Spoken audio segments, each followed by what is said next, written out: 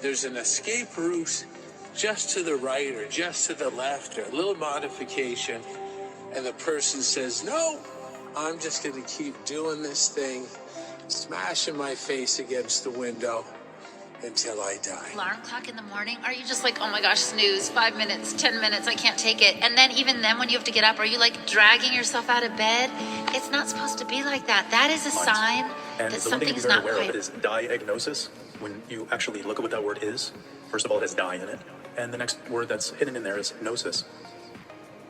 So this inner knowing. Because that's how it happens. Wisdom the that change from one reality tunnel to another is rapid. We have ancient stories that are stored in our salt, and those stories are constantly reaffirmed. I don't we have care ancient what it stories is. that are. I trust Heidi and Thaddius, but Your trust modern Heidi work and life Thaddius. is designed to keep you busy, have you eating foods that make you feel tired, lethargic, and give you just enough energy to feed it to the monster corporation. We're kept moderately sheltered and addictively entertained, and of course passively obedient enough to keep doing it. Do you long for something more but don't know where to start? These corporate escape artists have broken free from the ordinary. They walk unfrequented paths. They break pattern, and they've broken free. Fix your finances, hack your health, and unlearn the lies keeping you stuck in the matrix. Welcome to the Corporate Escape Artists Podcast. Welcome to another day in the corporate matrix, everybody. This will serve as episode 1 of the Corporate Escape Artists Podcast. Today is a solo cast with yours truly and your co-host, Thaddius Owen. I, like most of you listening to this, have a corporate job and have wanted to do nothing more than escape from corporate. What I've done in the numerous decades that I've been working in the corporate world is look for the way out, constantly looking for the door. And what I have found at this point is a way to turn my corporate experience into a corporate wonderland. It was something completely unexpected that I was able to escape from corporate without quitting my job. Now, that may not be the thing that everybody can do. And so really this podcast is exploring people that have created corporate wonderlands for those people that want to stay in their job. And it's going to explore stories of corporate escape and evasion. That was actually the tagline we were playing with for this podcast. And since this is episode 1, it might become the tagline for the podcast yet. So I'm not sure what you're seeing here until this is fully released. However, we will have those stories of corporate evasion of people that never took a corporate job and did something completely outside the norm. And of course, those who escaped, their stories of how they did it and what they're doing now to inspire those of us to make the moves we need to make to have the lives we want, living outside the corporate matrix. Now, I will be sharing some of my story in this episode, but in many episodes, you'll learn about my arc of moving from my first ever corporate job, hating, and I don't use this word ever, except this is how I felt at the time. I hated my corporate jobs for the first 10 years of my life, and I decided I would not keep doing this. I would find my way out, and I have created this corporate experience that puts me in a large multi-billion-dollar corporation at a leadership level, but I was able to create an escape within the corporation, and I am really looking forward to telling you all that story. Now, as I was thinking about this with my co-host Heidi, who will have her own episode so you can learn about her story, I just want you to know that you are not alone. I was right there with you. I was in the mix of not knowing what I wanted to do, taking a corporate job, and quickly finding that I did not fit in. I was not like everyone else. And I want you to know, if that's the way you're feeling, that there are many paths for you to take in order to find your escape. Trust me, there's not just one way. You do not have to be an entrepreneur and quit your job and start a business. That's one path, and that path works for some people. It doesn't work for everyone, and part of this podcast is to showcase alternate ways that people have escaped, because I truly think that there's a pathway for everyone, even if you escape without quitting your job, which I fell in love with this concept when I one day woke up and realized, oh my gosh, I modified everything I hated about the corporation, and I have a work life that I love, and I did it from within. But there were numerous things I had to do first, and we're going to share those with you on this podcast. Now, I wanted to share a few things as Heidi and I were looking through the statistics. I was blown away by these numbers. So 85% of people in the latest Gallup poll, 85% hate their jobs. What? So 85%, that's basically the entire workforce hates their jobs. This is insanity. That means only 15%, based on what the study found, this poll that they did, 15% are actively engaged in their work. That's it. Of everyone working, those 15% they enjoy their jobs. They're what we call, like in corporate speak, the hard chargers. Like they're going after it. They're probably doing the work of 5 people, but they love what they do, and they're kind of taking the brunt of everything because everyone else is like, this job sucks. Like, I'm only going to do the bare minimum to get by because I hate it. But most of us, and what I have found over more than 26 years of working now, that even though I hated my job, I just kept coming back and I kept doing it because I didn't know what else to do.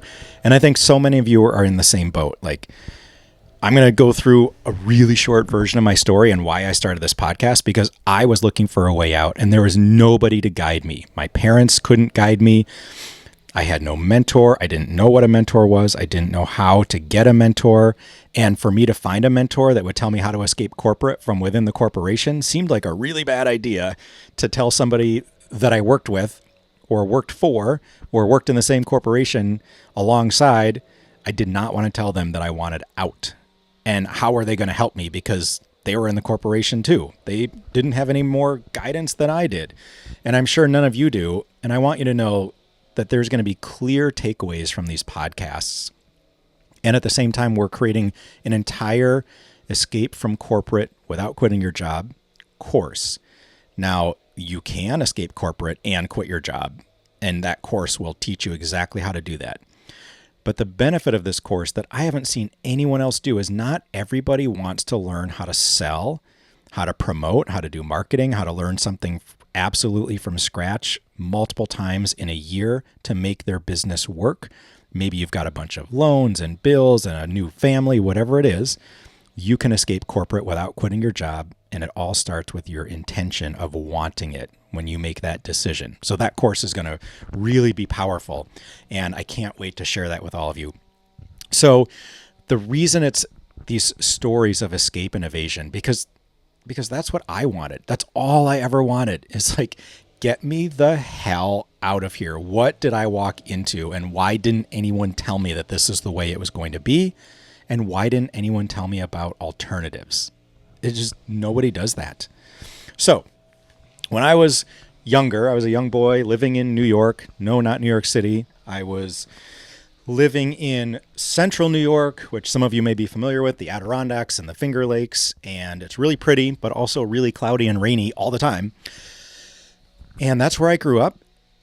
I saw all these people on television and some people around me that were making really good money, and they were all businessmen, at the time. So, right, this is the 80s, and the television shows and the movies, they show a lot of men conducting business, working on Wall Street, making all this money, riding around in limousines. And I was really poor. Like, I grew up on food stamps and never had enough food. I was always hungry, and I loved it when I got to high school and I could go to my friends' houses and they had unlimited amounts of food and I could just eat. It was like the best thing ever. So I wanted money. And my guidance from my mother, so my parents were divorced, was Find a job that makes a lot of money. Don't be poor. Being poor sucks. Like, that was her only guidance to me. She was a nurse. She did not work in the corporate world. My father was a teacher, did not work in the corporate world. My stepmother was a teacher. My grandfather was a teacher. So anyone in my family that was business minded or worked in the corporate world was not present in my life in any meaningful way for me to ask them a question. And they weren't local to me. They lived in California, etc.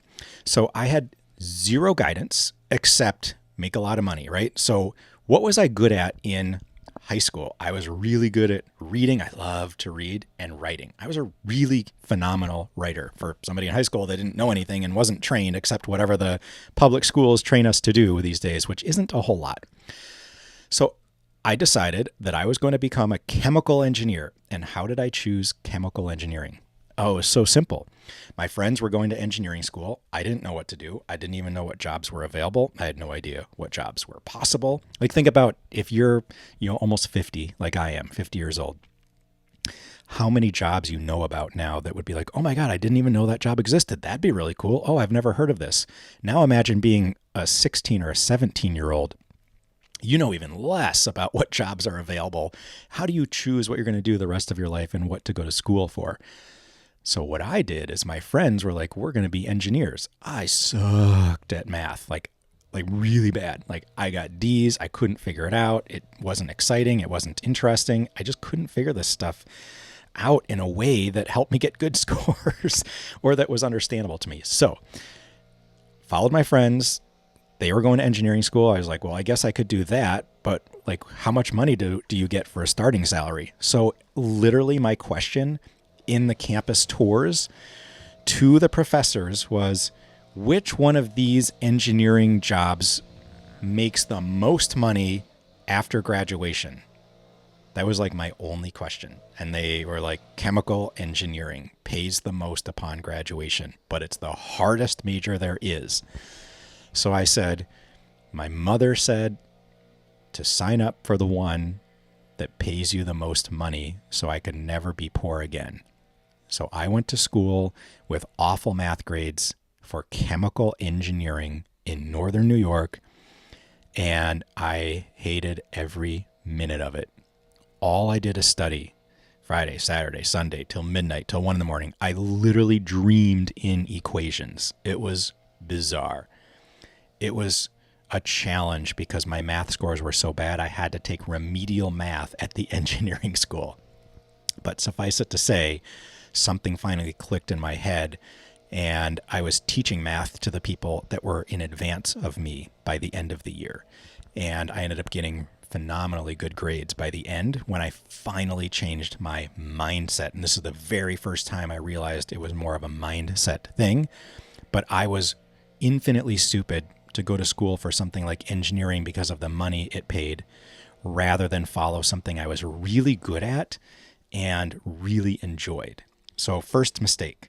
Second mistake is that I took a job at a sought-after corporation.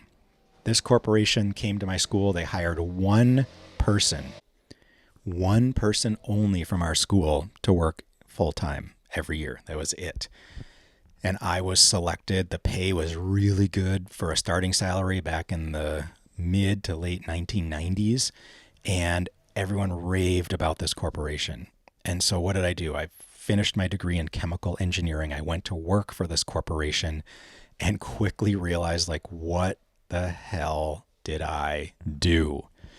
It was not a good fit. Well, first of all, I had to have a certain GPA to even get qualified. And then when my GPA was at a certain number, they would take all the chemical engineers with a certain GPA and they would have them do a personality test. And then after the personality test, if you got a certain personality, we had to take a 1 hour long proctored exam with a certain score at the end in order to get a screening interview.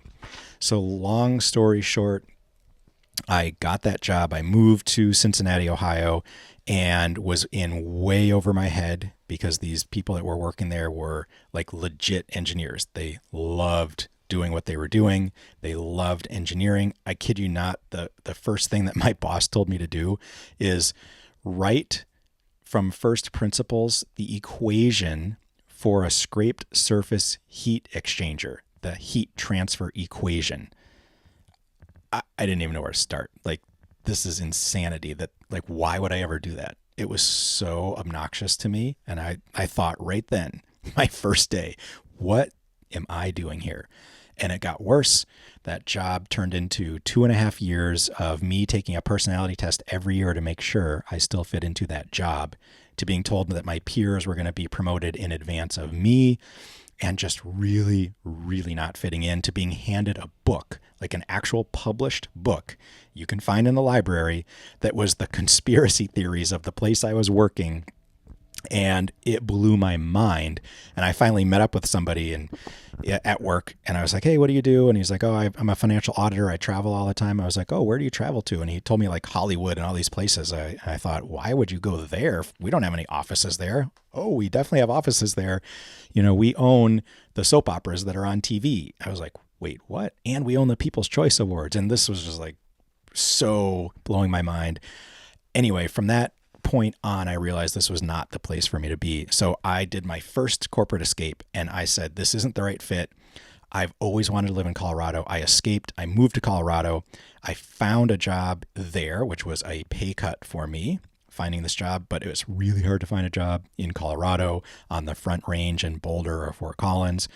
But I found one, and it was literally like going from the frying pan into the fire. It was the worst job I've ever had. That's a whole solo cast on its own for how absolutely insane that job was.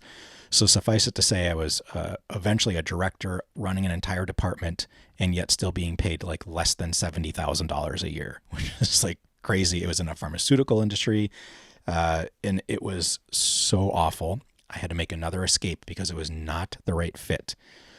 I moved to Michigan and found another job easily in the pharmaceutical industry, which is the wrong move for me, but I just kept doing the same thing over and over, thinking I would get a new result, right? They call that insanity. And that's what I was doing, was playing this insane game of corporate leapfrog. So I'm like, oh, I'm escaping. I'm going to find a better job. And I definitely found a better environment than where I left.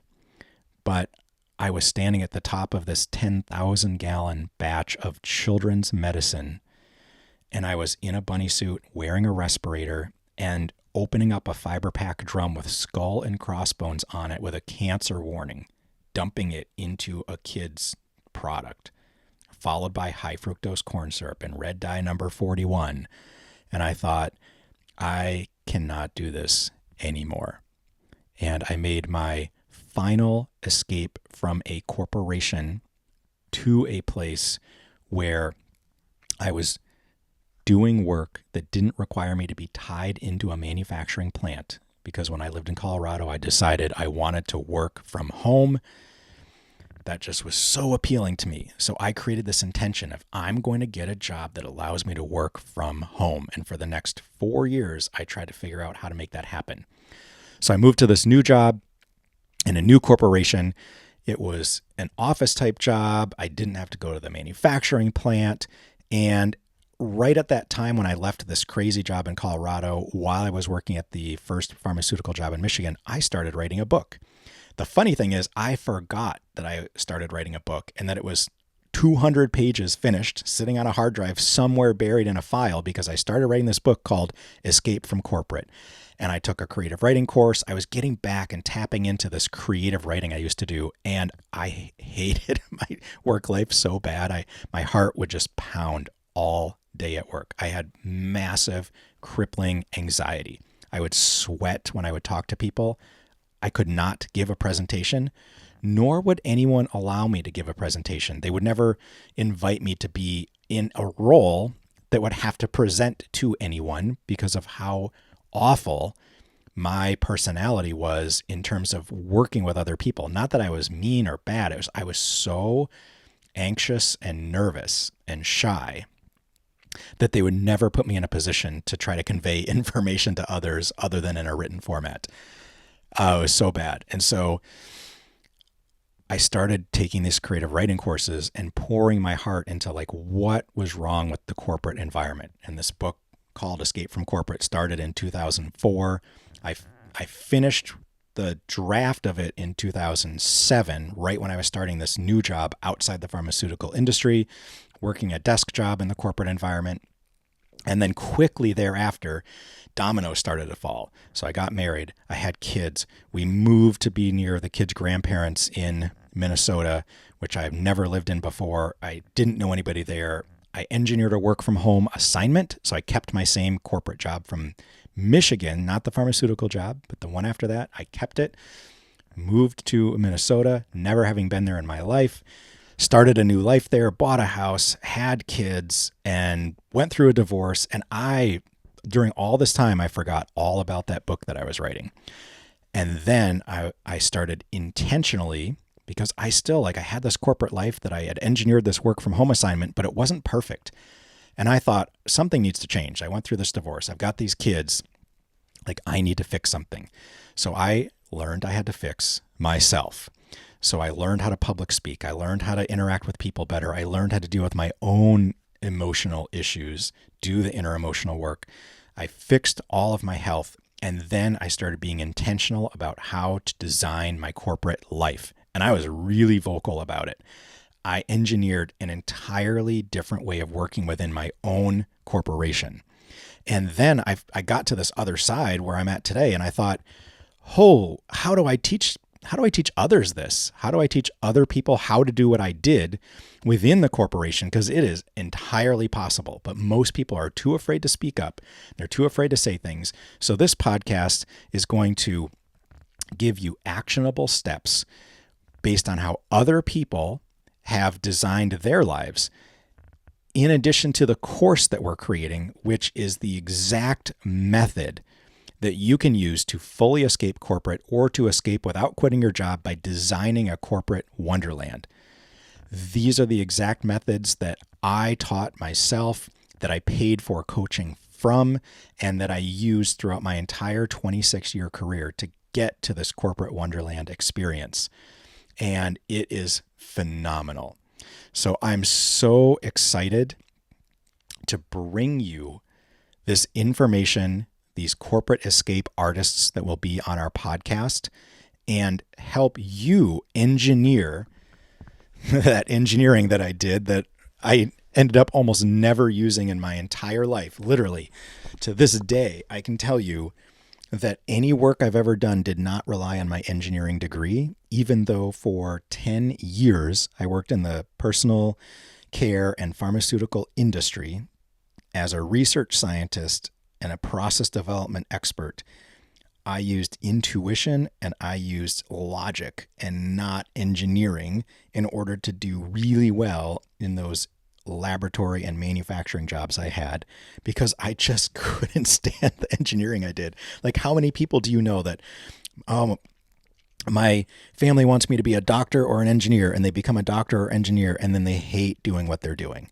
This happens to so many of us because we listen to the wrong things. Throughout this podcast, Heidi and I and the other corporate escape artists are going to be giving you really exact methods and ways to start changing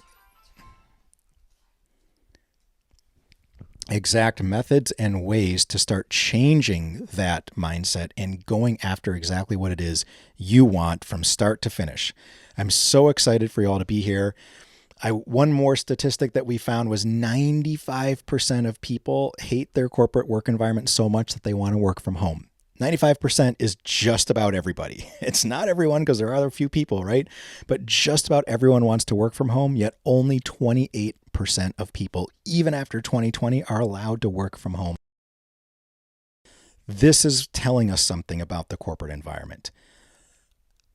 I can't wait to go through these new interviews that are coming up, because I want to learn how to love my life more in the corporate world or outside of it. And I'm on that same learning journey as you. I was in the same spot as you. I changed my corporate experience, and I'm not done. I'm so fascinated by these people and how they did what they do and how they got there. Cannot wait to share it with all of you.